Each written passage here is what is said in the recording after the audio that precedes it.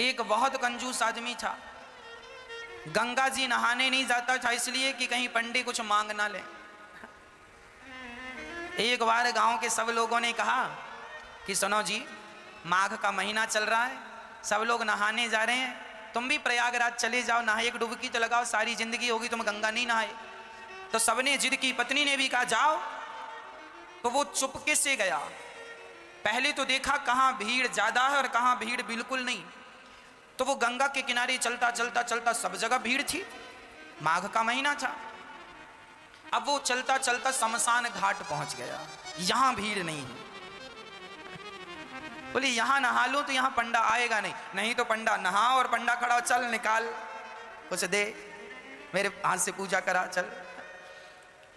गया जी में।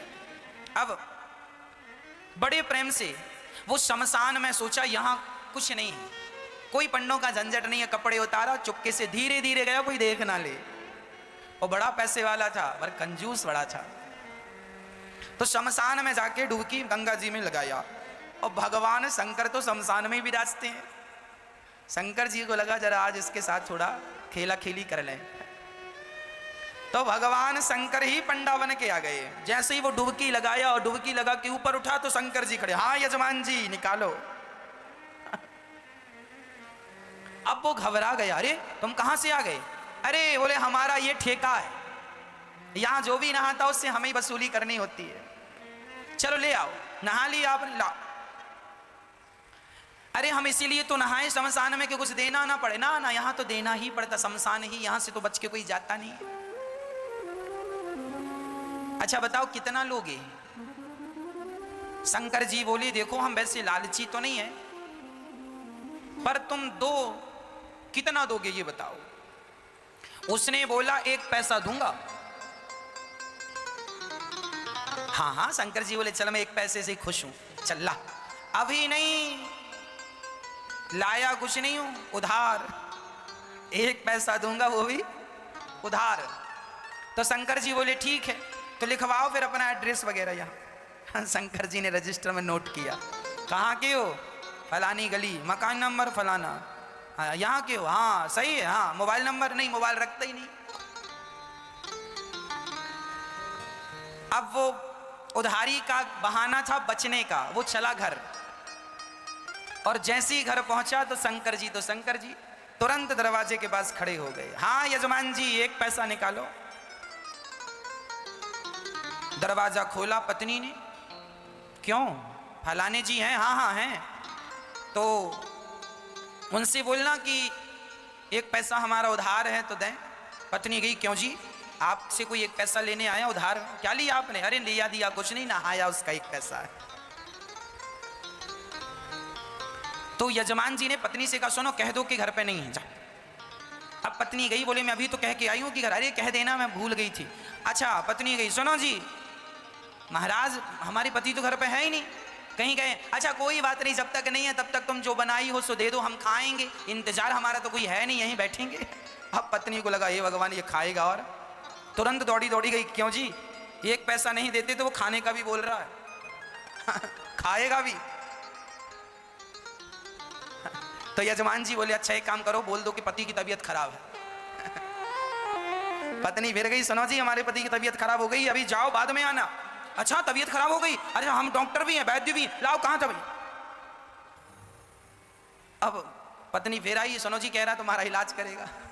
बोले इलाज पता नहीं क्या करता है, 1 पैसा तो अभी उतारा नहीं, इलाज करेगा तो पता नहीं कितना पैसा लेता है, इससे इलाज नहीं कराएंगे। अच्छा एक काम करो, कह दो कि पति, कह दो तुम कि हम मर गए। पत्नी ने कहा ये घोर पाप है, अभी आप जिंदा हो और हमसे कह रहे हैं मर गए, हम नहीं कहेंगे कि पति मर गए। अरे एक काम कर मैं पड़ जाता हूं सांस बंद करके। वो सचमुच लेट गया।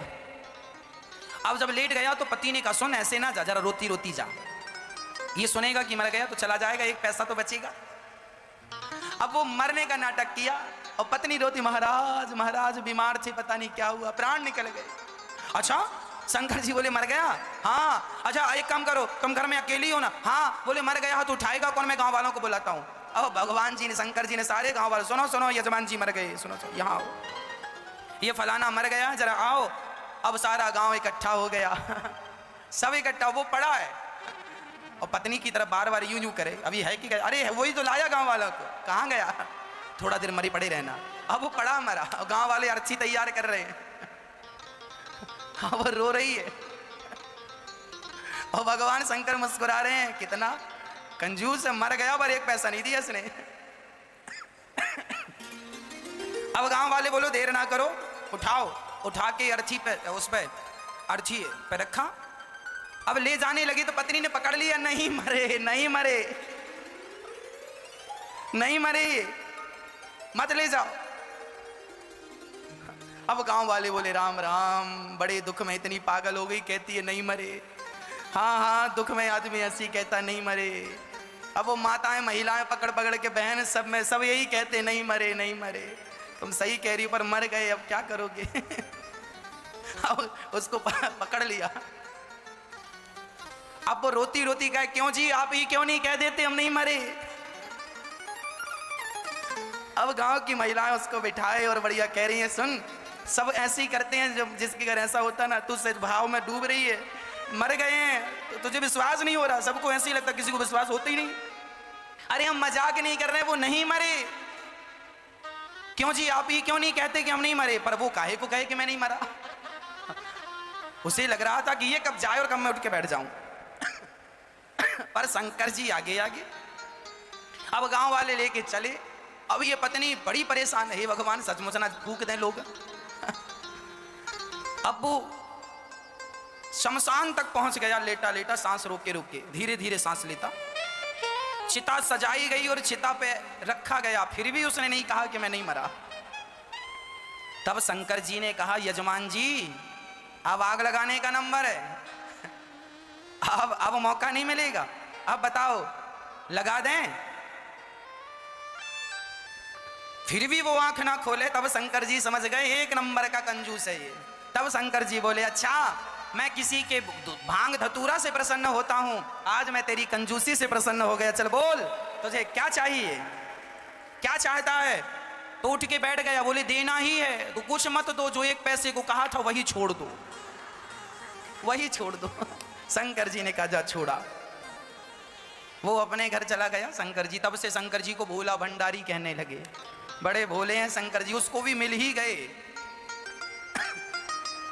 तो कंजूसी ऐसी ना हो, ईश्वर यदि हमें दिया है तो हमें जरूर देना चाहिए, क्योंकि परोपकार ही हमारा परम धर्म होता है ना। तो हम अहंकार ना करें कि हम कुछ हैं। हम कौन हैं? मैं केवल राम का दास हूं। मैं कौन? केवल भगवान का